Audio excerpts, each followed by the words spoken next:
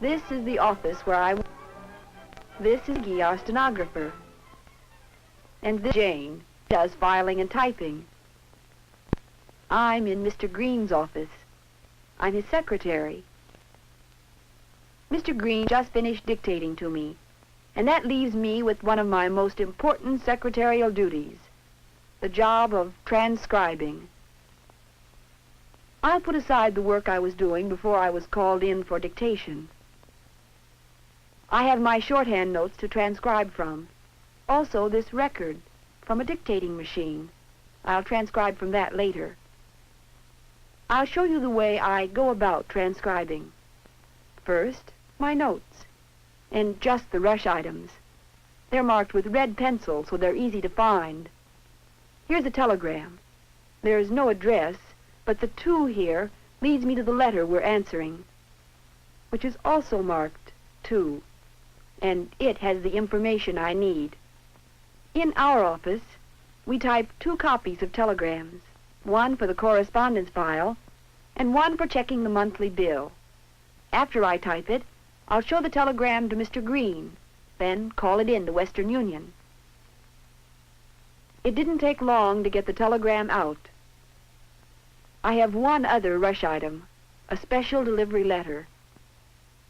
But I'll transcribe that after I take a few seconds to note on my calendar any special information or instructions that Mr. Green gave me. Now, back to the special. I've numbered it 6. I'll need the letter we're answering for the address. It also has the number 6. I'll skim through my notes for special instructions for this letter. Special delivery, enclosure. Just one enclosure, and I have it. Anything else?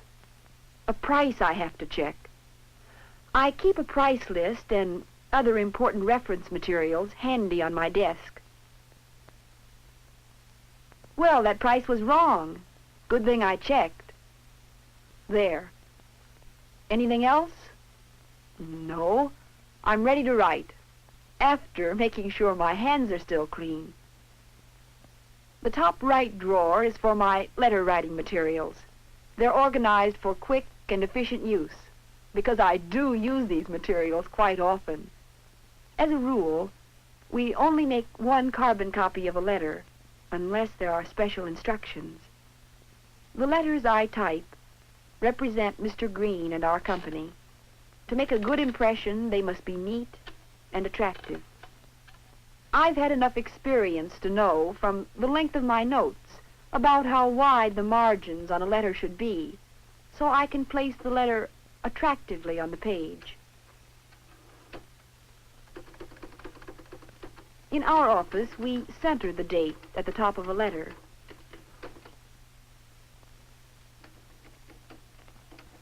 Special delivery at the left margin.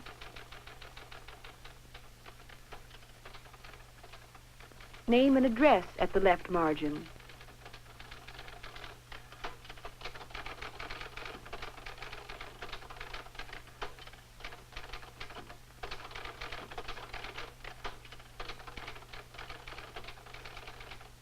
Then, the salutation.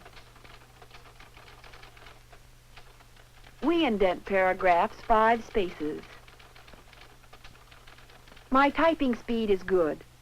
I can do 75 words a minute if I'm just copying. But when I transcribe from shorthand notes, about 50 words per minute is my top.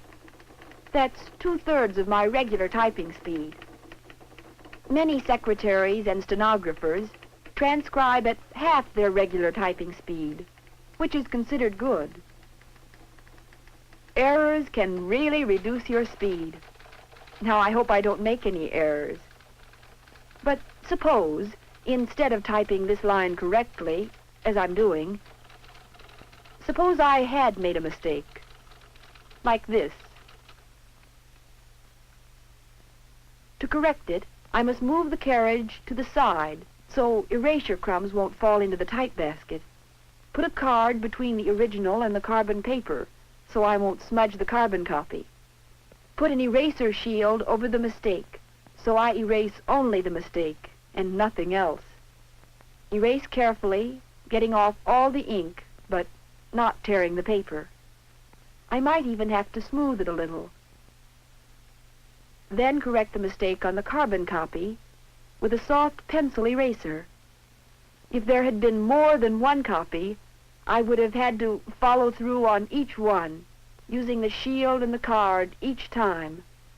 Then, finally get my paper lined up again and go on. But of course, I haven't made a mistake. And see how much I've done in the time I might have spent erasing? I know what a time waster a mistake is. I finish proofreading a letter before I take it out of the typewriter. If there's a mistake, it's easier to correct it neatly while the letter is still in the typewriter. This is the kind of letter Mr. Green likes. It's placed just right on the paper. Looks neat, doesn't it? I'll clip on the enclosure and check it off on the file copy.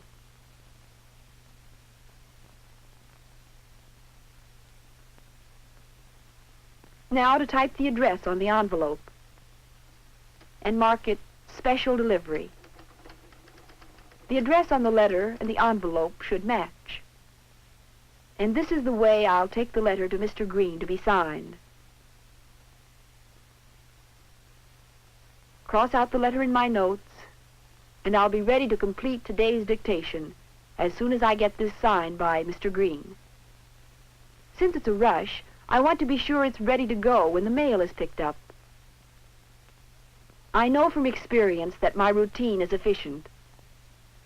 I get my work done and I satisfy Mr. Green. The routine?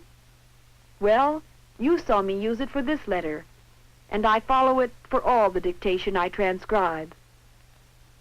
Skimming over my notes, following the special instructions, using my reference books to check anything I'm not sure of. Interruptions come. They always do as a part of my day's work. I expect them. When I've finished with an interruption, back to transcription. It may be letters, or forms to fill out, or reports to do. And when I have to compose things myself, from just a few notes Mr. Green has given me, I follow the rules of good business letter writing, to type letters that read well and have an attractive appearance. When I transcribe from a machine instead of from notes, I follow a similar routine. I'm familiar with the machine, so it's easy for me to get it ready. Before I type, there are things to check. There are markings to help me estimate the length of each letter. And there are markings to show me where corrections occur. I listen to these before I type the letter, so I'll be sure to know in advance when the changes are coming. I get the instructions for each letter, too, and I follow them, just as I follow instructions in my shorthand notes.